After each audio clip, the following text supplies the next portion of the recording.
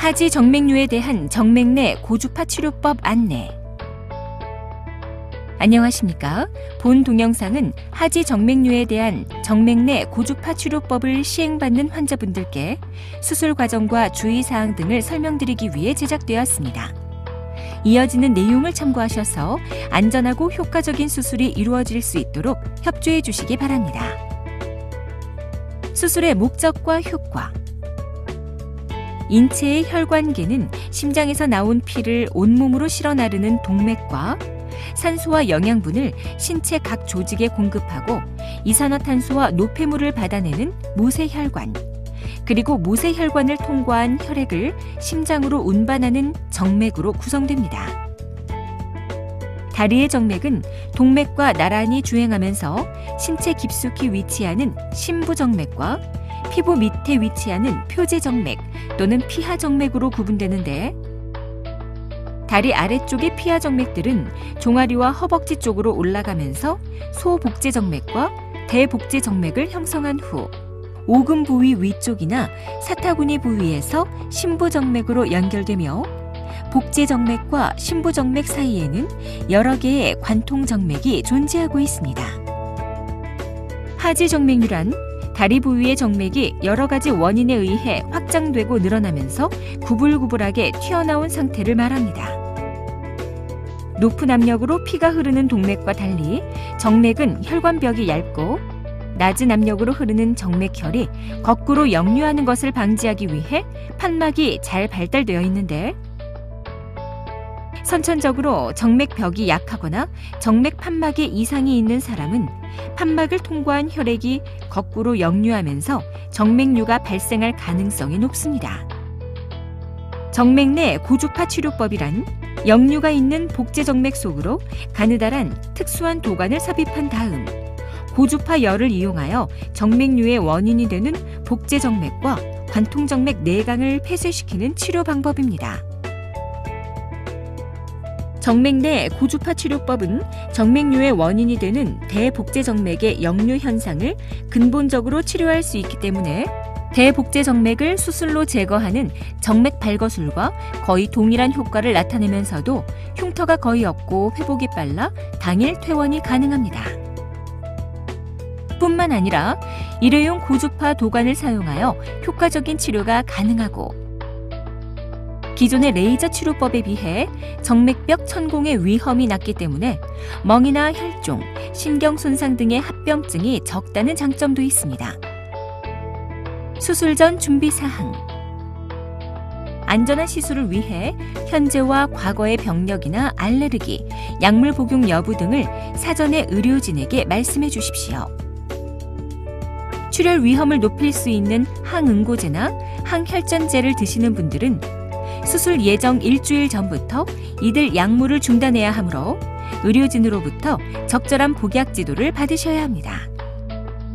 수술을 위해서는 8시간 이상의 금식이 필요하므로 전날 밤 12시 이후로는 물을 포함 아무것도 드시지 마십시오. 고혈압 약을 드시는 분들은 수술 당일 아침 일찍 소량의 물과 함께 복용하시고, 당뇨병으로 혈당 조절 약물을 드시거나 인슐린 주사를 맞는 분들은 금식으로 저혈당이 나타날 수 있으므로 시술 당일 아침에는 투여하지 마십시오.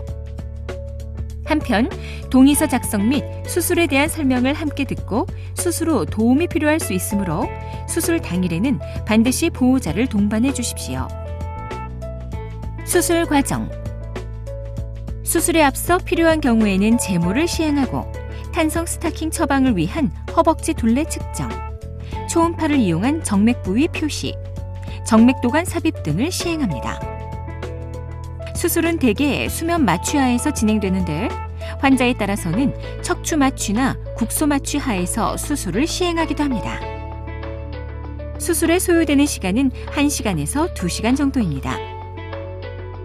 수술 준비가 끝나면 집도의는 수술 부위를 소독하고 초음파를 통해 역류가 있는 부위의 정맥을 확인합니다. 이어서 대복제정맥이나 소복제정맥 속으로 고주파 치료용 도관을 삽입하고 초음파로 위치를 확인한 다음 고주파 열을 이용하여 혈관 내강을 폐쇄시키는 과정을 단계적으로 반복하여 사타구니에서 무릎 부위에 이르는 대복제 정맥 전체를 폐쇄시킵니다. 그리고 무릎 아래 부위에서 늘어나 있는 정맥 혈관에 대해서는 작은 절개창을 통해 미세한 기구를 삽입한 후 돌출된 정맥 혈관을 직접 꺼내 절제하는 보행성 정맥 척출술을 시행하거나 혈관 내부로 경화제를 주입하여 혈관을 폐쇄시키는 혈관 경화요법을 시행하기도 합니다. 이상의 과정을 거쳐 정맥류를 모두 제거한 후에는 시술 부위를 드레싱하고 탄력 붕대나 압박 스타킹을 착용하여 수술을 마무리하는데 특별한 문제가 없다면 수술 후 당일 퇴원이 가능합니다. 수술 후 주의사항. 감염을 예방하고 통증을 완화시키기 위해 처방된 약물을 잘 복용하십시오. 수술 부위에 피가 비칠 수 있으나 대부분 저절로 멈춤으로 걱정하지 마십시오. 참고로 고주파 도관을 삽입한 부위나 정맥 적출술을 시행한 부위는 대부분 실로 봉합하지 않으므로 별도로 실밥을 제거할 필요는 없습니다. 수술 직후부터 걷는 운동을 하여 정맥의 기능을 회복시켜야 하는데 다리를 꼬거나 장시간 계속 서 있는 자세는 가능한 피하시고 누워있거나 앉아있을 때에는 가급적 다리를 올리고 있는 것이 좋습니다. 수술 후 최소 2주 동안은 정맥류의 재발을 방지하기 위해 탄력 스타킹을 착용합니다. 탄력 스타킹은 아침에 일어나서부터 잠자리에 들기 전까지 착용해야 하는데 밤에는 탄력 스타킹을 벗고 주무셨다가 다음날 아침 자리에서 일어나기 전에 다시 착용하십시오.